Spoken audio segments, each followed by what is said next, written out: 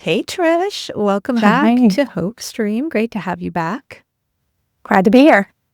I'm really glad that we're talking today. You and I saw each other just recently at a conference, and of course, we email back and forth. And what do I want to call it? There's a topic within the world of treatment that has gotten a lot of wear and tear, I guess I would say not even recently, years, the last several years, about wilderness therapy.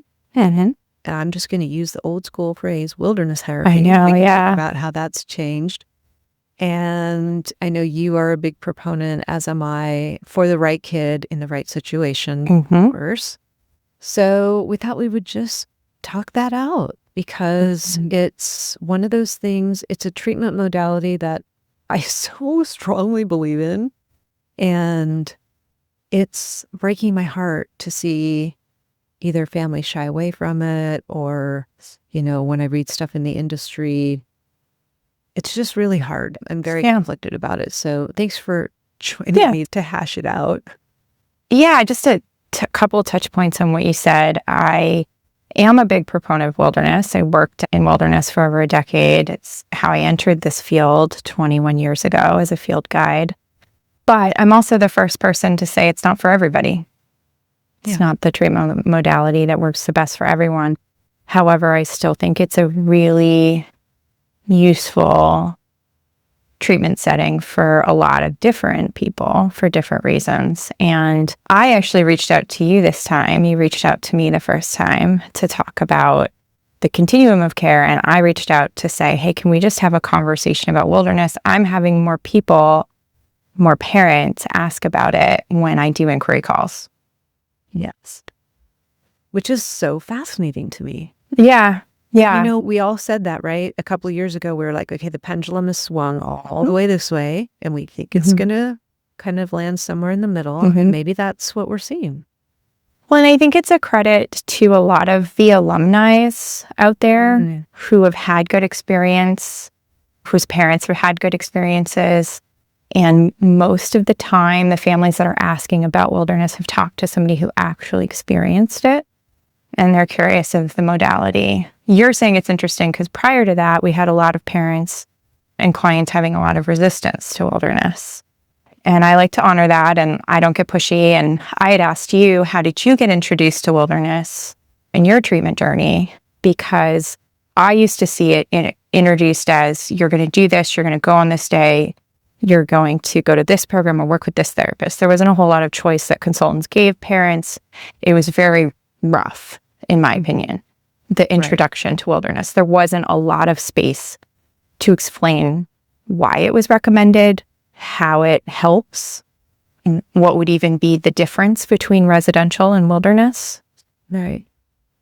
Well, we were introduced to it by our ed consultant who we had engaged and I feel like we were working with her for maybe a month before, just trying to figure out the lay of the land because you don't know anything. I mean, literally, like we have a free course now on our website called Welcome to Mars.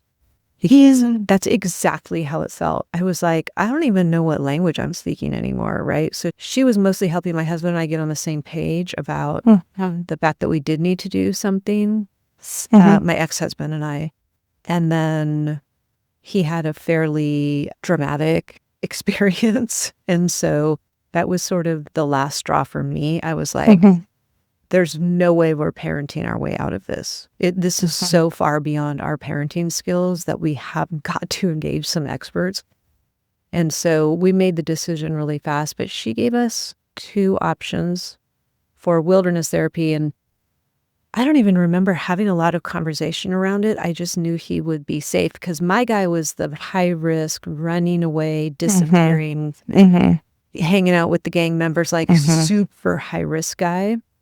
If he had been isolating in his room or playing video games in the basement, I don't know if I would have made the same decision. And I know a lot of families in that position. So for us, it was more like, I know he's going to be safe. I don't totally understand this thing, but it sounds like he's going to be outdoors with a really great therapist. Sign me up. Like that was literally the degree to which we thought about it.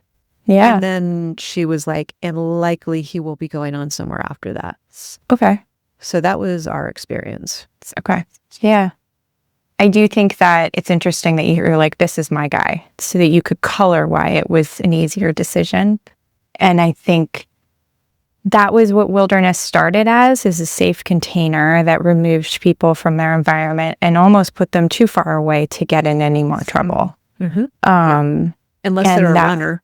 Some of them are really good at that. Yeah. And they started in the desert where, literally if someone ran, you could sit and watch them for miles. Yes. And always know where they were. And so it was even by design that even if you were a crazy runner, like, they didn't have to keep up with you because they could still see you for miles. And Wilderness was sort of designed as that safe container and more of a vision quest and more of an experience around accountability and responsibility to self and others. And that was sort of where it started 5 decades ago. People disagree about when it actually started and who's responsible and all those things that I don't really need to get into.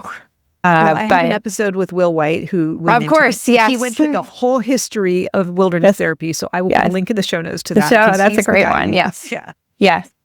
Somewhere along the way, who knows whose idea it was, they decided we might need to get some therapists on board. So Wilderness didn't start as therapeutic. It started as an experience and, like I just said, a safe space to take people out of their environment.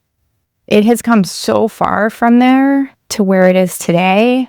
And you said using the old term wilderness therapy. I, in fact, am careful. Either I'm introducing it or talking about it with families as outdoor healthcare or outdoor-based therapy programs. And I'm often, until recently, usually asking them, have they heard of these? Are they okay if we talk about them? Oftentimes in the last several years, parents have been very resistant. It's very fear-invoking for them. Like you said, many of those are the kids that are stuck in their house. So sending them out to the wilderness feels like a huge shift for parents. Yeah. And so most of the last several years, I've just been bringing it up as an open question mark and offering more information, answering questions honestly. Oftentimes I'll ask parents, hey, can I just put one on your list so you can look at it and talk to people and see a real program? And I've never had a family say no. And occasionally I've had those families that were really resistant to wilderness actually end up picking the wilderness program. And then in the last 6-7 months, more families have been asking me about wilderness before I can bring it up. And that's again why I reached out to you. Right. And I think again, it might even be happening in the stream where people are saying my kid had a great experience, or my kids, compared to other treatment episodes, had a great experience. And that's sparking some sort of interest in parents. And so I wanted to sort of take some time with you to describe more in the nuts and bolts, because I think there are some really, really common misconceptions.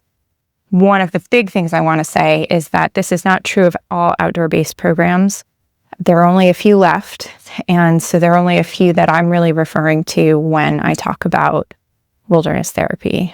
They're going to be accredited, certified, licensed places that have licensed therapists that are going to be doing great trainings with their staff, that follow a pretty strong code of ethics, that have very, very strong safety policy and procedures.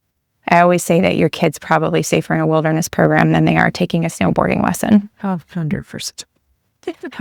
Or alternatively, and this just came up the other day in the stream, was, they're often safer in wilderness than they are doing the things they're doing at home. 100%. When Enzo would tell me like, oh, well, I was doing this and this and this and this. And here I was like, oh, but if I send him to wilderness, he's going to be cold because it's February. And it's like, if I had known. No, they have a policy for weather in February. Because safety is paramount. He's I only worked in shot at. No, I only worked in the northern wilderness programs. I never worked in the Carolinas, Georgia, Utah. I always worked in the ones that had a truly harsh winter. So I encountered safety protocols. And I also always joked that the staff are more likely to get injured, which is 100% true, because they spend so much time worrying about your child that they often fail to worry about themselves. Yeah.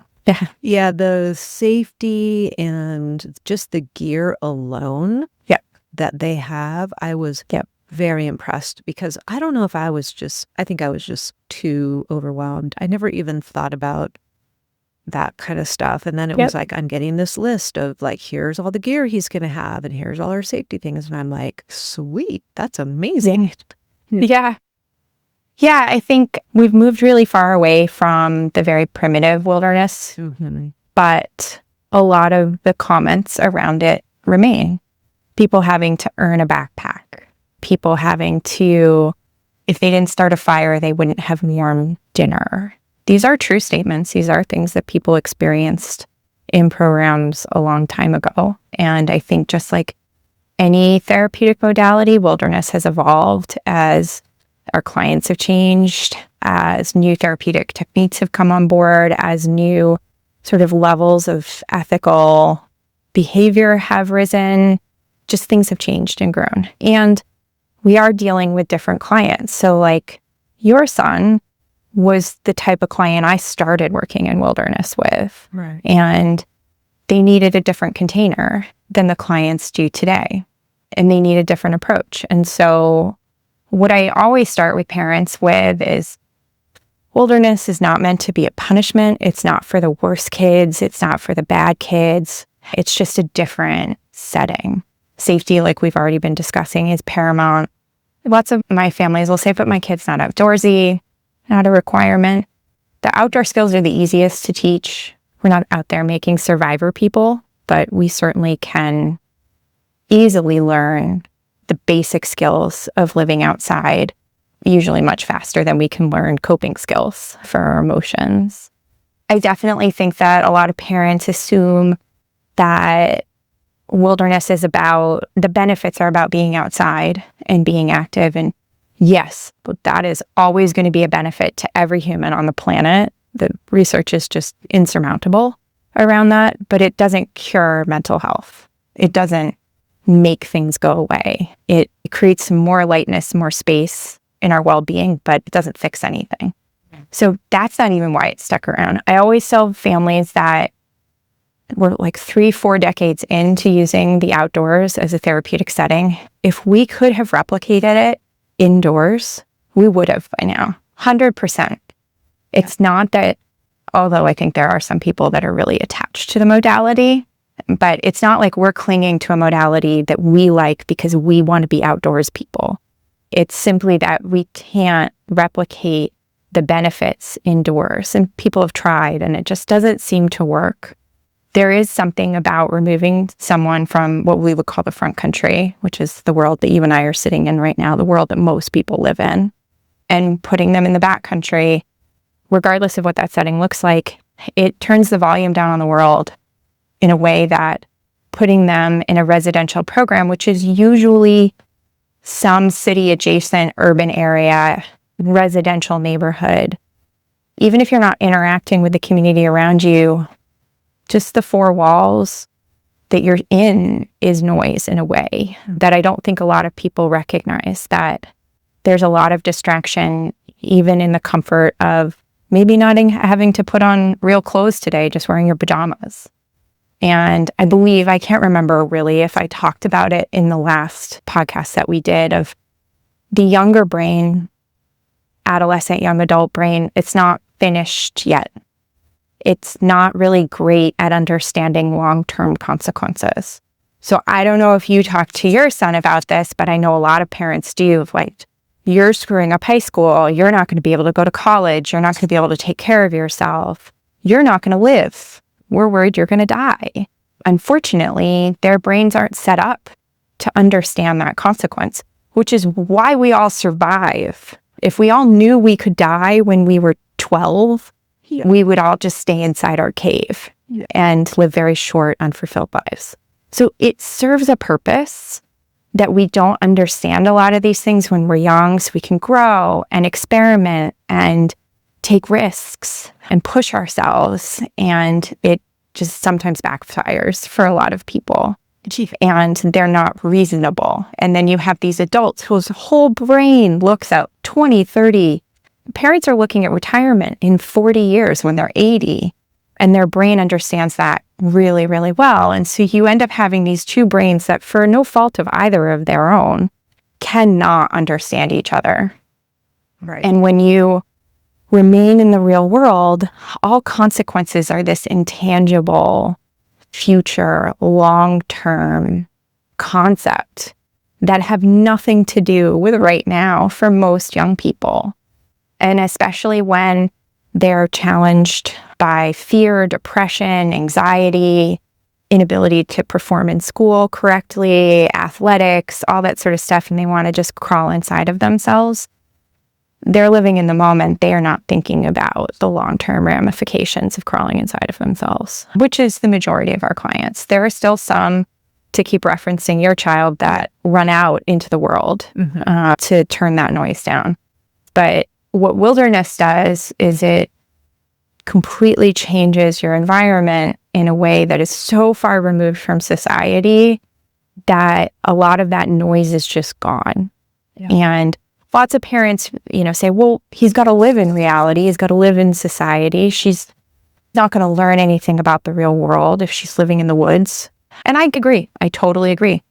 And that's why people don't remain in the woods. That's why there's no long-term care programs in the woods. But usually our clients are too critical to be able to do both, live in the real world and change. And so it's a short pause on their long life where they are going to live in a contrived, I'm so honest, this is not real. This is contrived. Right. We are building a completely bizarre and out of the realm of norm reality for clients that live outdoors. And that subtle turning down of the volume on their life suddenly turns the volume up on their internal process.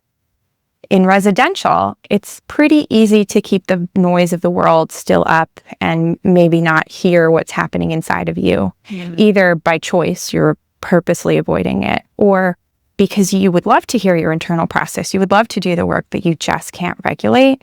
Yeah. And I think the other piece too is that the consequences in the outdoor become natural, logical, and usually immediate. So that, hey, you're never going to graduate high school consequence for a sophomore is light years away. It has nothing to do with not going to school this morning. I always use the same example to describe this. So if any parent listening has ever talked to me, they've probably already heard this one. If you don't put your boots away in an appropriate, safe way in wilderness, they can get really wet. Staff are always going to teach you, remind you, even in the beginning when you're new and all of this is so hard, they'll do it for you. Your other clients in your group are going to, hey, remember your boots, you got to put them away. They're going to model. You're going to see tons of people doing the same thing. And if you don't do it, your boots are going to be wet. And there's a way to wear wet boots, and it's putting socks on and then plastic bags and then your boots. And it's not fun. It doesn't feel as comfortable as you would have if you had just your socks and boots. And sometimes boots take a couple of days to dry out. If it starts raining, they're never going to dry out. And it is important to know, the safety procedures that exist in these programs is if it's dangerous to have wet boots, it's the staff's responsibility to say, we got to make sure that we get Johnny's boots tonight. He didn't put them away.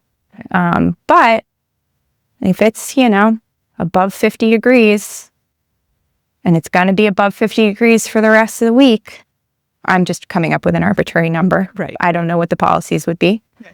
They're going to let Johnny's boots get wet because there's no Amazon priming them to your door. There's no dryer to put them in.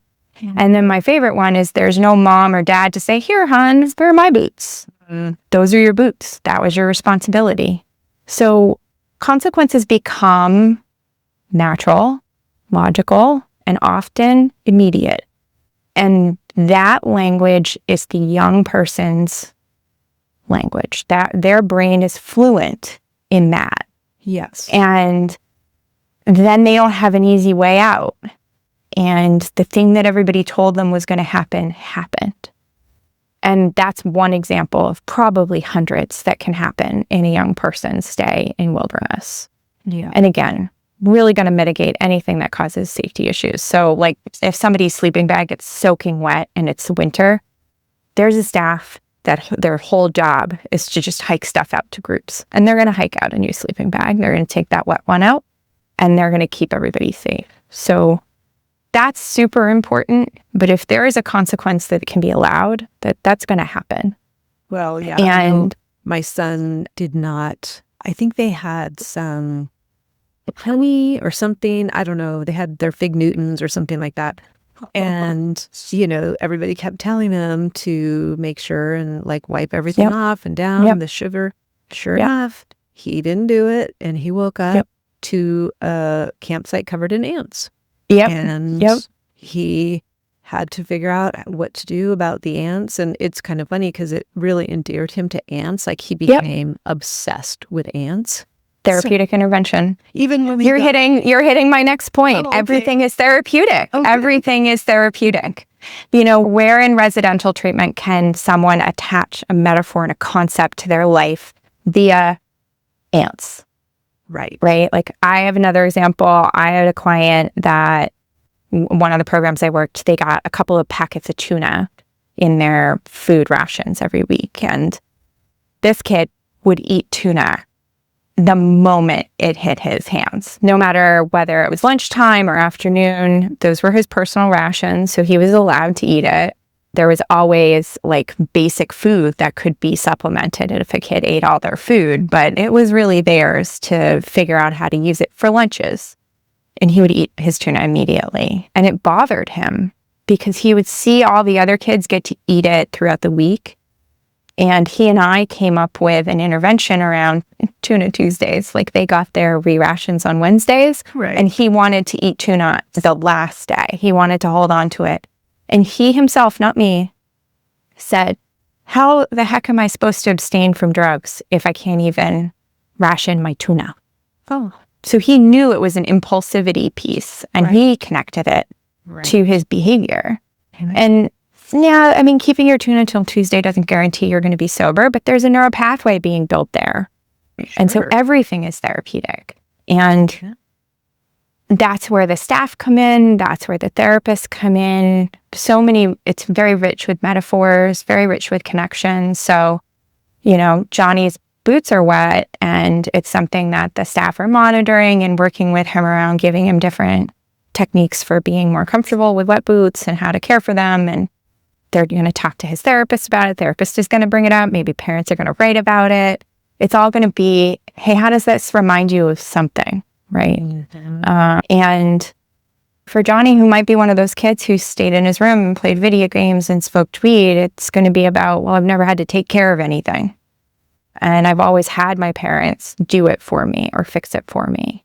And now I'm just really sitting with wet boots. And so I find that there's a pure version of accountability and responsibility that come out of wilderness. Because parents, when I was a therapist in wilderness, used to say, what do you guarantee he'll get? And I said, I don't know about therapeutically, but no one can graduate any of these programs without demonstrating some ability to take accountability for themselves and some ability to be responsible for themselves and others. Because that's the other piece. Many parents out there think of a kid sitting alone under a tarp, wet and sad. And they forget that there's 6, 7, 8 other clients out there of varying stages of their own therapeutic process, demonstrating their experience there as well. And so there's often a self-reliance piece that happens in wilderness, but then there's also how do I impact others and how do they impact me? So the other example that many families will hear me talk about is, if poor Johnny, I always use Johnny as my hypothetical client. Johnny's got problems. Yeah, poor Johnny doesn't want to get out of his sleeping bag because, lots of clients these days, they're not big fans of getting up and doing things and doesn't want to get up and finally gets up. And it was his job to cook that day, but he also has to pack. The whole group is sitting there being like, man, we've been packed up for like an hour. We're hungry. Jake had to cook breakfast by himself. He got burned. It's overwhelming. The staff had to help. What the heck, And then you can't block, mute, ignore, walk away from these guys. They are your team, and you might have to cook with Jake later that night. And he's going to be like, are you going to let me do that all over again, man? Exactly. And again, the whole cycle repeats. That's a rich opportunity for them to talk about, hey, does this remind you of anything at home? Parents have a rich opportunity to write about it. Therapist has a rich opportunity to say, this sounds a lot like X, Y, or Z that your parents have talked about. Or this is becoming a pattern, Johnny. Like, how do you expect to go about life if you can't be responsible for waking up and cooking breakfast? Yeah. I think the accountability piece is huge because they are living in such close quarters, which sounds funny because they're outside, but they are in close quarters with each other. And every single movement, whether it's the cooking or the hiking or the cleaning up or whatever, is a whole team dynamic. And they're not working individually. And also, and maybe you're getting to this, I think there's a resilience piece to it also, because even now, my son is 28. He was in wilderness when he was 14. No, 16, sorry. He was 16. So it's been 12 years. And even today, like, I'll see him eating something really weird. Like, I'm like, Enzo, what are you eating? Why are you eating that? And he's like, Mama, I lived on oatmeal and tuna and mustard for like 5 days because he was the same with his food. He would just eat it all or whatever. And so he got used to, he's like, if I could do that, I can do anything. Yep. Or there you go. Another metaphor.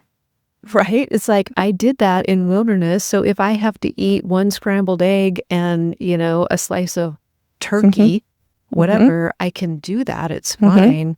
And also just discovering things like he discovered he likes to cook. And many people do. Many people do. They get creative. They get excited. They make different meal plans. Yeah. Like, what can you make out of Fig Newtons and oatmeal? So many things. And, so many things. Mustard, I don't know. Yeah. But one of the programs I worked at used to do a cook-off. And everybody got to, come up with their own meal plan with a certain amount of ingredients. I think it went on to become like a Food Channel show. But maybe it was born out of wilderness. Who knows?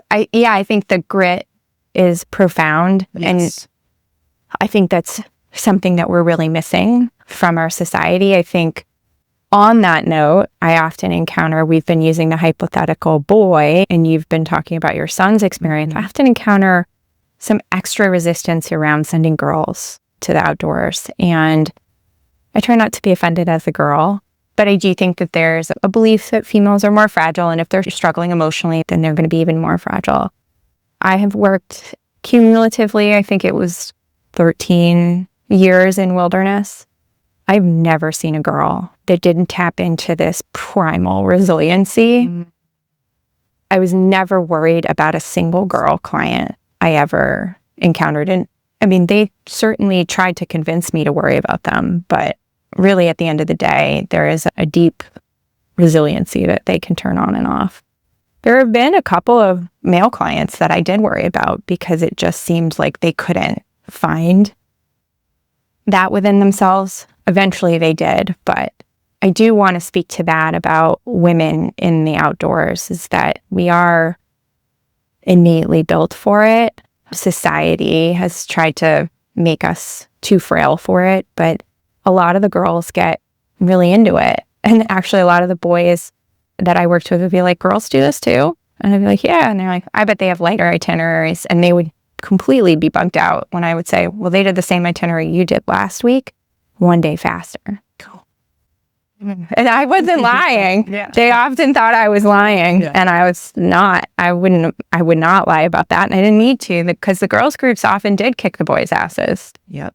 And we never scaled back their itineraries if it wasn't clinically indicated. So that's another piece, is if it's clinically indicated to be slower or careful in an itinerary, or the reverse, if it's clinically indicated that these kids could really benefit from a huge accomplishment and they're all set up for it, they're all physically ready for it, and we are going to scale based upon the clinical needs of the group. So a goal is basically for each group not to be able to see the place they camped the night before from their new camp. So that might be a half mile to a mile move But if a group asks for it, they're interested in it, and they're capable of it, they can be given pretty substantial itineraries, and many of them will accomplish some really big, amazing outdoor experiences, big miles, big climbs, big hikes, big adventures. But that's never the goal. Right. The goal is never to be like, this group hiked 50 miles this week. That's really not it. That's cool. If that's something they all wanted to do and that's their achievement, great. But that's not what we're out there trying to do. It's not outward bound. Right. It's often compared to. Yeah, that's a good distinction. And I do hear that, and maybe you hear this from parents too, who say, oh, my kid is in such terrible shape. You know, they're either so overweight and, you know, stagnant from being in their room playing games, or they're so thin they haven't eaten because they spend all their money on drugs, and they're in you know, terrible physical conditions, and they worry about sending them to wilderness because it's like, yeah, but how would they ever do that? What's the deal with all of that? Just with the safeties and procedures for clients in the field, there's safety and procedures for admitting people to the program. So everybody's going to have a physical ahead of time, either before they arrive or when they arrive. And essentially, you get checked on by so many departments in that first couple hours that you're there. If somehow you slipped through and you are not safe to be there, it's usually because of some medical component. Very rarely do people need detox, but that might be something. I always say to families, we don't know what we don't know until we know it. And sometimes we learn it when they enroll in a program. Oh yeah, by the way, I've been doing Xanax every day for the last 6 months. It's like, okay, well, you can't detox here. Good to know. That is super rare, but it's more along the lines, if you've highlighted it, the weight piece. Most of the time, it's not the high-end weights. I've seen 300-pound, 350-pound people start, and we're also not a weight loss intervention. That's not what we're after. Actually, most programs will make sure that you have extra food so that you lose at a slower rate. That is a new change that a lot of programs have instituted in wilderness, is this crash weight loss that overweight people found as they were getting healthy with mental health in wilderness is really bad for your body. So several of my more recent, in the last couple of years, clients that came in that were very overweight were given extra rations of tortillas and peanut butter and things like that. So they would slowly lose weight, and those rations were slowly titrated as the medical staff tracked them. The folks underweight are definitely a cause for concern, because are they struggling with disordered eating? That is a very strong, probably permanent weakness for the outdoor-based programs, is that they are not the place to get well from disordered eating or eating disorders, because you really amplify any sort of medical conditions when you go outdoors. And not eating is one of the things that really can make being outside very dangerous. So that's something programs are very careful of in the beginning. And yeah, if someone's underweight because of drug use, and they're probably going to be very interested in food as they sober up, that's less of a concern. Lots of folks are struggling with ARFID and more pure eating disorders these days, and that's definitely something that programs are very careful of when they have clients come in. I also think there's a lot of picky eaters out there that have been raised by parents that allow them to be picky. There's no judgment or shame to parents out there. Wilderness doesn't allow them to be picky. So it can be a food intervention for sure. Yeah, and just as, you know, like my son is deathly allergic to all nuts, if not just peanuts or not just tree nuts, all nuts. And so that was a concern for me, right? Because I'm like, but I hear they all have peanut butter. And I mean, some of the things I think of now is just so silly, because like, here's this kid who's out running around, running drug deals, I know, getting shot at, taking bars and bars of Xanax, and I'm over here like boo-hooing about peanut butter. Anyway. Even 21 years ago when I first got into the field, if we had a person come in with a tree nut allergy, we were a nut-free program, and we took it seriously. And there are workarounds. There are other ways to get nut-based proteins are, vegetarian-based proteins, because that's the big reason why we use a lot of nuts out there is the protein. Yeah. They don't go bad. Yeah. They're easy to carry. Yeah. Sunflower butter works great. Yep. And that's the other piece about food is it's not a punishment. Right. It's literally what can we carry easily? What has good nutritional value, which most people aren't thinking about these days. They're certainly not thinking about having to pack in and pack out their food.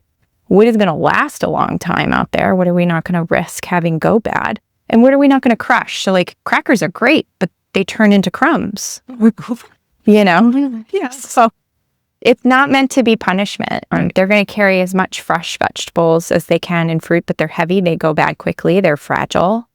So there's a lot of dynamic things that I think are easy to criticize about wilderness and therefore miss the full color. And I'm not trying to minimize the things that are tough. I'm just trying to color the whole picture for people who are listening.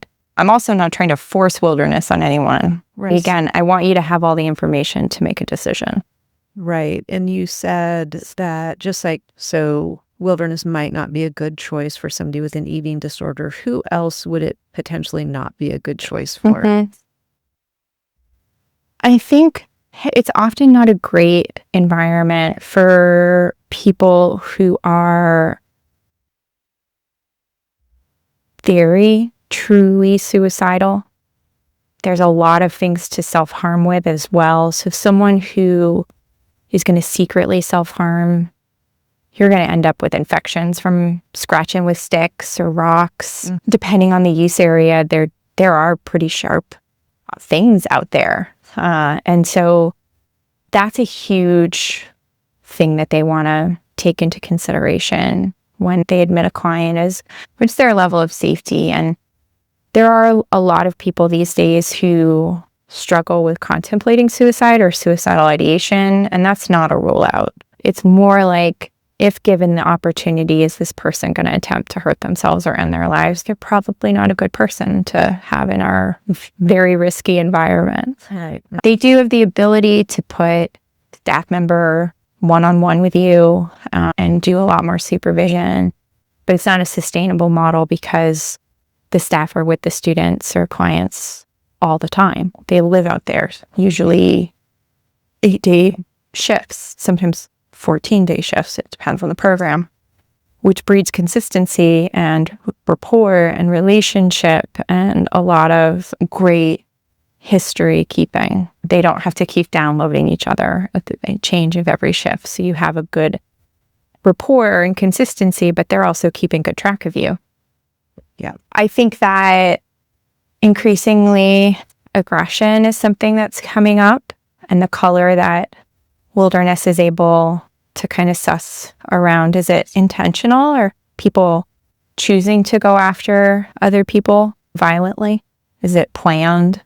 Or is it something that's happened in a moment where someone's cup is full and they chuck something at someone and it accidentally hits them? They didn't mean to. The nice thing about wilderness is there's no walls. There's, nothing to punch. There's nothing to truly break. You can chuck a water bottle or kick your backpack or kick a tree or a sage bush, depending again on the use area you're in. But if someone's getting really angry, everybody can take 10 steps back. Mm-hmm. And so it is a space that folks that have struggled with fights or aggression inside, they tend to potentially be a good candidate to look at an outdoor-based program. That's so interesting. I'm trying to think. Each program has their little like identified student profile, client profile that they prefer. There are lots of programs now that are doing more hybrid environments. They're doing some indoors, some outdoors. And so those clients have to be able to shift between and do a lot of transition. There are lots of programs that are doing adventure-based therapy, mountain biking, rappelling, rock climbing, snowshoeing, stuff like that. It's not just throw a backpack on and let's go hiking. And those also provide different risk measures, and they're going to want to look at people's safety. And I also think medical conditions are things that are, like I already said, are super great in the wilderness. So are you medically stable to go out there? And yeah, and I think it could go without saying that, like most places, if you're abusing animals, setting fires. Like, this is not a great place for you. If you're not oriented to time and place and might be dealing with psychosis, this is not the great place for you. Right. I think some of the ones that I haven't mentioned are pretty easy to logically end up at, but I feel like maybe I should mention them because I could have some wilderness programs screaming at me. Right. Yes. What about, sometimes I hear folks talk about adopted kids and they don't want to send them because of the attachment. Attachment, yeah. And then I love also this. kids on the autism spectrum. Yeah. Yep. I actually started a program many, many, many, many years ago called New Horizons. It was a young women's program. The founder and owner was adopted. Our clinical director was adopted. So we got, and this was before there really was internet-driven referrals. Most of it was through consultants. We got just tons of referrals for adoptees. So my very first therapeutic setting was with adoptees primarily. Usually 50, sometimes 100% of our clients were adopted. And so that was my first experience, was pretty much almost always having at least a handful of adoptees in the woods. It's a phenomenal setting for them because of boundaries, consistency, predictability, having an idea of how they impact their world and their world impacts them back, identity amongst themselves, amongst others, tons of therapy, usually a lot of reparative work with their parents. And I think, unfortunately, if I ask someone, how do you form an attachment, it's through proximity. And that is sort of transferred onto how do you form an attachment with a non-biological child. You keep them as close to you and you make them know that you love them as much as possible. That is one facet. I'm not telling adoptive parents out there to stop doing that. I'm just saying the other piece that is part of attachment, and we're all taught in child development, has to do with the ability for a loved one, especially a child, to be able to predict their attachment figure or their parent's behavior. And that they're able to have object permanence, the ability to know that even when they're not there, they're there. And that happens a lot, like I'm sure with your little kids running around when they were little. There was a moment where you realized they stopped looking for you on the playground. It happens in toddlerhood, sometimes earlier, sometimes later for more independent or more dependent children. They just know you're there. And they count on you being there. It happens in kindergarten too. They freak out when you leave them, but they stop freaking out because guess what? You're there every day. And when you are adopted, it's harder sometimes for you to believe that people will be there because the first person you met left you, your mom. And probably too, inferred there is your father left you as well. And then you got adopted by these lovely people. And how do these lovely people go about making this attachment? And it's hard for adoptive parents to understand. And I try as carefully as possible to say, attachment isn't created by proximity. It's created by boundaries, predictability, consistency.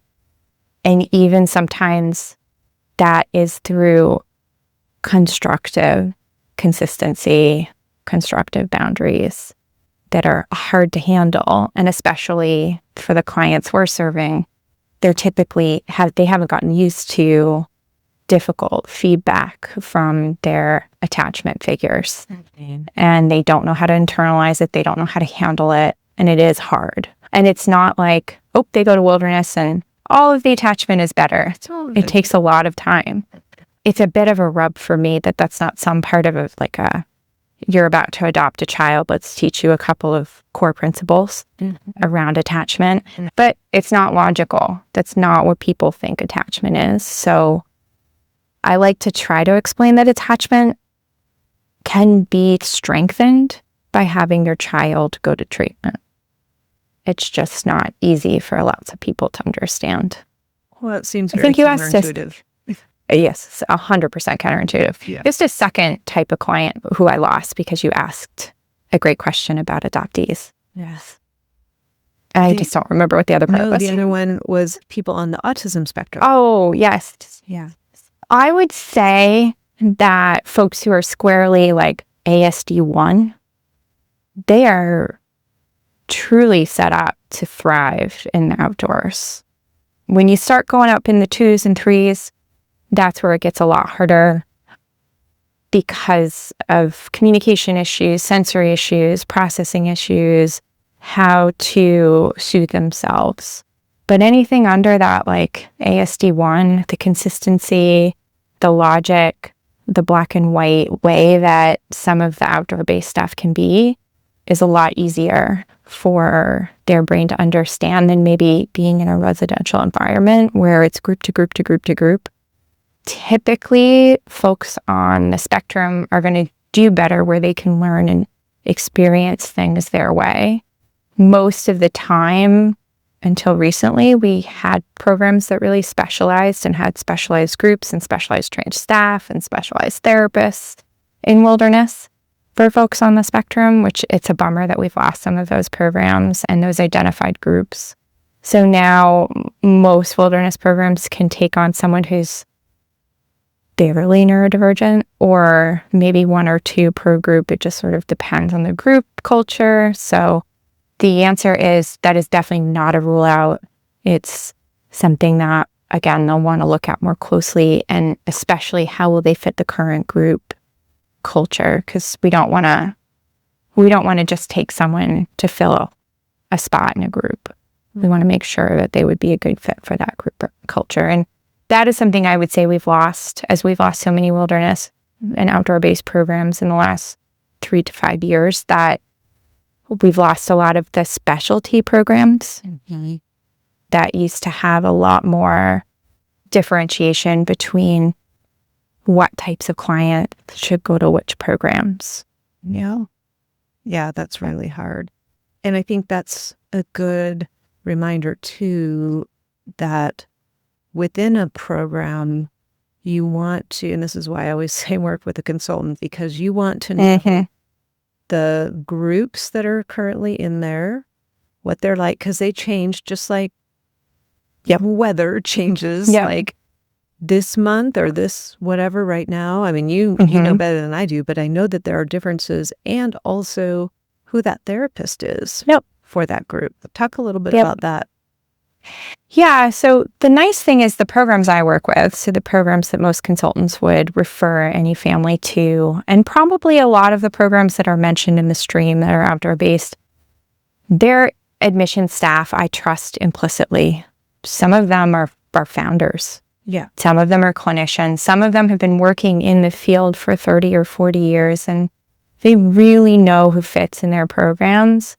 And if they don't, they go to their clinical director. Yeah. And the clinical director knows every single kid's profile, every therapist's strengths. And they're going to say, we don't have a great fit for them right now. You know, the next spot for that group is this day. And yes, consultants also know these things. And what we're better at is just helping you not waste your time. What I say is I am the Google you want Google to be. Yes. You type in all of the things that your child is struggling with, and you get legitimate results that can meet their needs. Yes. So there are certain client profiles that I would never call some wilderness programs about. And there are certain client profiles that I would absolutely call a program about. And that, I would say, is the big time-saving factor for consultants in choosing to work with a consultant. But I trust these programs implicitly to know whether or not they can serve my clients. Yeah. At any given time. They might say, I actually hear this quite often. Yes, 6 months ago, yeah, that was our kid. Right now, not so much. It's so interesting. It's just so fascinating to me that the overall profile has changed so much. And I know that they're still the hooligans, like my guy. Because I see, I see their moms in the stream, with the same migraines that I had. But it is very interesting to me that we're seeing more of the inward. Yeah. I would say I now have more families than not that would love their kid to steal their car. Right. That would be an exciting day for them to have their kid steal their car and go to a party. That would put them at ease, and they would say, oh my gosh, my kid's okay, because their kid hasn't left the house in 3 months. Mm-hmm. It's so hard. It's so hard in just a really different way. Yeah. You were worried about your kid because you didn't know where they were. These parents are worried about their kid because they always know where their kid is. Right. Yeah, it's very true. And it's great that the programs can accommodate those different, because I know it's some groups, obviously, they probably wouldn't put one of my kids. I don't know, maybe they would. I should ask you. Would they put It depends. an Enzo with one of these kids who is kind of the isolator? Usually it's the age. That's a big predictor too. Like if you're 13 and 17 and you have nothing in common, a lot of your differences are going to be amplified because of your age difference. Right. But if your profile of what you've been up to is pretty similar, then you're going to fit pretty well. But if you're 17 and an internalizer and have been stuck in your bedroom, and you're 17 and you've been running away, there's a decent chance that you could be in the same group and actually be able to find a common ground. It often depends. Sometimes the people who've been staying in their bedroom are using just as much drugs as the person who's running her. So that's another commonality sometimes that ends up having people be in groups together. And I think the other piece too is that they're all trying to learn how to live by the rules of society for different reasons. One group has been breaking them, the rules of society, and, middle finger to it all. The other has been avoiding them, hiding from them, pretending that the rules of society don't exist. But the middle is the same for everybody, is just to learn how to basically live life and be able to follow structure and routine. And typically both kids are learning how to boil water and pack a backpack, right? And transfer some of these skills to home. Yeah. I always say about wilderness, you're going to get hydrated, you're going to get nutrient-rich food, you're going to get a ton of sleep. They tend to go to bed when it's dark and wake up when it's light. So they're sleeping a ton. They're getting regular exercise. If they're on medications, they're taking them every day at the time prescribed, with the food or without the food, or whenever it's supposed to be. There's 100 different med alarms that are going off in wilderness programs today. So you're going to get this, like, your body is going to be put on a structure and routine. And oftentimes even that is an impact for the clients. And so, there's all of the noise around what they've been doing out in the real world. But when you get them in a group, they're often just doing the same things. So there is some nuance of clients you probably don't want together. And then there's, they're close enough. And what about age? I know that my guy was a teenager, but what about the 23, 24, 25-year-old who hasn't launched, is still in the basement playing video games? What about them? Yeah, so the outdoor space for the young adult tends to be one of those hybrid-based programs. There's a couple out there that still do the full, you're outside all the time, but they're fewer and farther between. It's largely because they're different creatures than the adolescents. Their brain's almost cooked, so they can have a little bit more residential treatment, which might keep them plugged in to college or allow them to be able to email with their boss or things like that, that you just can't do if you're out in the desert 24/7. Yeah. And so that's a little bit more of what they're up to. Also, if you're 28 and maybe you've never cleaned a bathroom, that is a really great therapeutic skill. For a 14-year-old, that'd be awesome if they learned that. Right. But it's necessary if you're 28. Yeah. And so also having that residential environment provides some young adult life skills that they should have. So they do exist, and they're often going to look a lot different than the adolescent ones, just like young adult treatment looks very different residentially than the adolescent ones. For one major reason is that state and federal regulations around the care of minors are just so strict, rightfully so. But the day you turn 18, you become one of the herd, and the expectations are more basic. And so you can do more interesting things in young adult programs. I get excited to work with young adults because you can decide to have them go tour a community college or go to a yoga class in town or learn how to blow glass. So even the wilderness-based programs are doing things like that. They're adding that to their repertoire. They're taking clients out into the community to add some more dynamic environment to their treatment, which is really interesting and exciting. And the other piece is young adults are at will, right? Many of them will say they are forced into treatment, but it's typically more like, I won't pay for college unless you don't go to treatment. It's not, I have the right to put you somewhere. So it also has to be something they're willing to do. And very few of them are willing to spend 8 to 12 weeks in the high desert of Utah backpacking. Right. I was going to ask that, and I know I have to let you go, but the last thing I'm curious about is what you're seeing as far as adolescents in particular agreeing to go, like having a conversation with you, or at least having a conversation with their parents or somebody at the program, versus getting potentially transported either by a third party or by the parents sort of unexpectedly. What's going on in that realm? Well, that's a great question. I always say when I started, almost everybody was transported. Also, almost everybody had to have a PI or a skip tracer find them first. Yes. Most of my clients had run away. Yeah. And their parents had decided to send them to wilderness programs once they were found. Right. And then they were transported from wherever they were found. Right. Obviously, a lot has changed.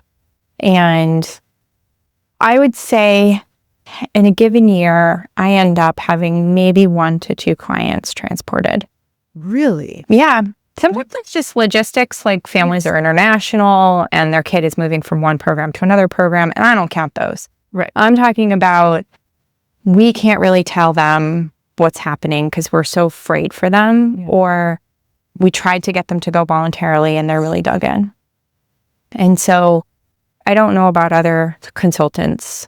Really believe, even minors, you can get them to agree to go to treatment if you talk to them the right way and you have the confidence in yourself as a parent to do that. Sometimes parents don't have the confidence in themselves, and that's another reason why those 1 to 2 clients end up getting transported. But I do a risk assessment in my head whenever I do an inquiry with a family. And usually if I feel like there's significant risk, I confirm with them, hey, if he knew or she knew this was going on, do you think they'd take off? And if the answer is yes, then we kind of have the conversation around, then maybe we should keep this quiet for a while. But that is super rare. It's usually, like I said, you know exactly where they are all day, every day. You have very little concern about them going anywhere. And what I require families where there's no risk, like that they're going to disappear or, go party too hard and overdose, is that they let them know that they hired me. I can't make them, I can't fact check, right? But I want clients to know that I exist. Yeah. One, so they can have the opportunity, which many of them don't do this. They don't take up the opportunity to talk to me. But I want them to know I exist and have the ability to reach out to me with my information or set up something with their parents to talk to me. I want them to know I exist so they have that avenue to talk to me. But also, I find that that's the first step into showing them that their parents are very serious. Oftentimes, it's jarring to hear, we hired someone to help find a treatment program for you. And many parents will say, it won't work, we won't get them there. I have a lot of families that try to do transport just out of fear. And I'm just like, I think we can get them there. And more, I am always surprised by adolescents. I stop trying to predict their behavior, but it doesn't mean that they haven't stopped surprising me. More and more, I'm seeing handfuls of clients be like, okay, yeah, that's fair, let's go. It's my cat. People love having a cat in the podcast. Yep. The Purrcast. So essentially, if that doesn't work, though, we continue to have conversations around, she's picking programs. Do you want to talk to her? We're going to start calling programs. I always say to families, use forward-moving language. Yeah. They're going to try to say no, slam the door, scare you enough. I'm going to kill myself if you do that. Like, okay, then we should go call 911. Like, we should go to the hospital. Yeah. But instead, they've learned over the years that if they say those things, their parents stop. And it's like, be forward moving, even if it's forward moving towards emergency services. Right. Forward moving. I disagree with what you're saying. I'm so concerned. We need to keep doing this. And typically by the time parents sit down and say, well, we've talked to programs and we'd like you to go to this program on this date, they go. They're not happy about it. Right. But they go. And if they don't go, parents will say, well, if you don't go, we could hire a transport company and they could take you. I don't encourage parents to do that if they're not comfortable to do that. So then in times that they're not comfortable to transport, we'll say things are going to change at home if you don't go. And usually they're like, what does that mean? And I love vagueness as an intervention. So my coaching to parents is saying, I don't know. I don't want to think about it. I just want you to go to treatment. Right. Vagueness is a really great intervention because their brain starts thinking about all the things that could change at home. Yes. And to be honest, I can't think of a adolescent that we've gotten past the vagueness stage. Young adults sometimes do play the tape out and they're like, okay, Dad, let's see what you got. Let's see. And it's, okay, if you don't go to treatment tomorrow, I'm turning off your cell phone. I'm turning off the Wi-Fi. I'm cutting off the credit cards and turning off the Uber Eats. I'm canceling all our subscriptions. Like, home is going to become more boring than treatment, essentially. And I've never had very many people that I can think of that they even had to do the intervention of cutting them off. There's a few. And notice that I never said kick them out. Right. Thank you for saying that. Thank you for saying that. It's a 1950s intervention. Yeah. People aren't capable of it, and our clients are not going to survive if you kick them out. So let's not start there. There are definitely some clients, the 28-year-old drug and alcohol using clients that are just sucking off of their parents and creating a really unsafe home environment. And I'll work with them if they don't go to treatment with X, Y, or Z and they've got to move out and those sorts of things. Sure. But it's not where I start. Where I start is, let's just make home uncomfortable. Yes.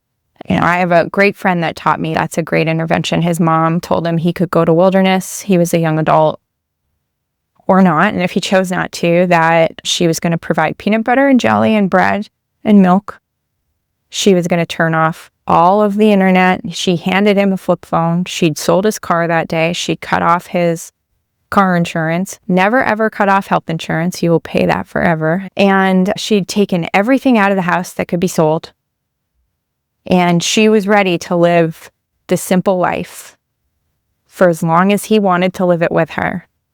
And the only way that would change is if he went to treatment. It was like 24 hours later.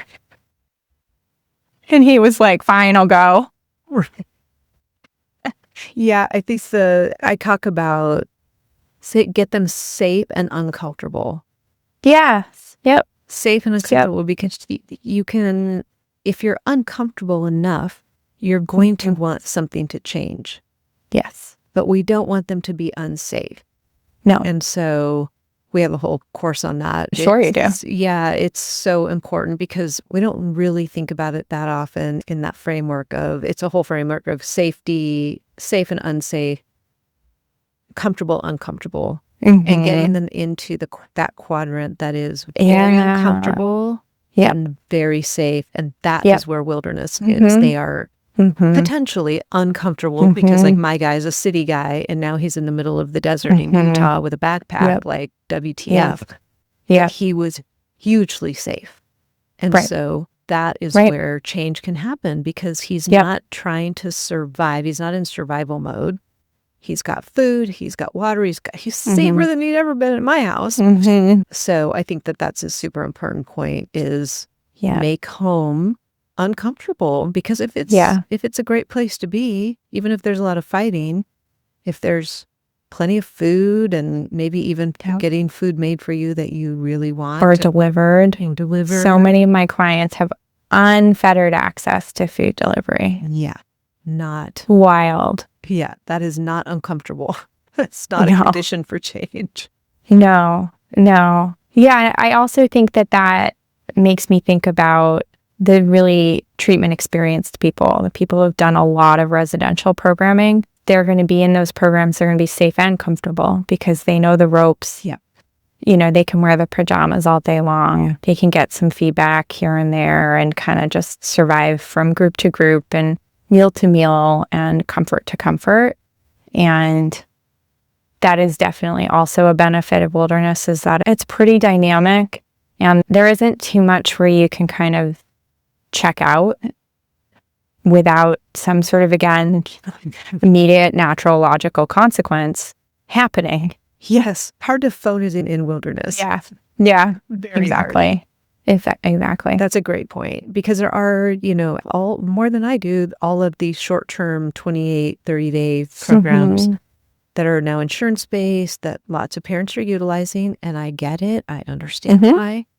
Me too. You go through 3 or 4 of those and they know the system. They can do it. They can tolerate it. And they know how to get kicked out. They know how to get kicked out. There's probably not a huge amount of therapeutic benefit. And I'm saying that very loosely. That's not a diss on any no, there's some really great ones out there. They're really great short-term adolescent residential programs. I will say that. Some of my colleagues won't. But the kid has to really want to get something out of them because they are nice and comfortable, and you can stare at a wall throughout the whole group. Right. And if you don't want to share, it's not going to make a huge difference. And wilderness isn't forcing anybody to share. It's just so much harder to defend yourself and protect yourself from therapeutically engaging when you're on all the time and you're connected all the time and you rely on these people. When you're in treatment programs and residential programs, you don't really rely on the other clients. Right. Most of the time you're being cooked for. Like, you don't have to work together with chores. You might be assigned to do a certain thing, like mopping. You don't have to co-work in that role. And maybe if you do, it's just a little bit, is short term. Yeah. Everything you do all day in wilderness impacts the other people around you and vice versa. So, yeah.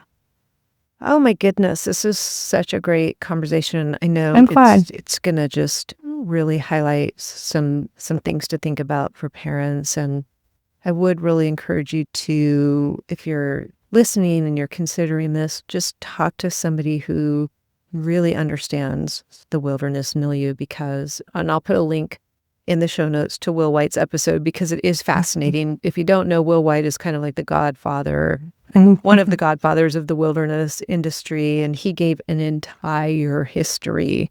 I think I interviewed him back in 2020 or 21. And so if you're the kind of person who kind of wants to know, like, what's the genesis story of this, I'll put a link to that episode.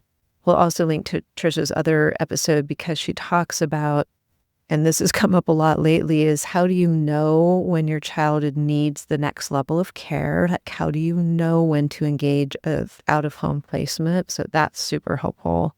And then just also, I think you covered the wide range of what options are out there, because that has changed lately as well.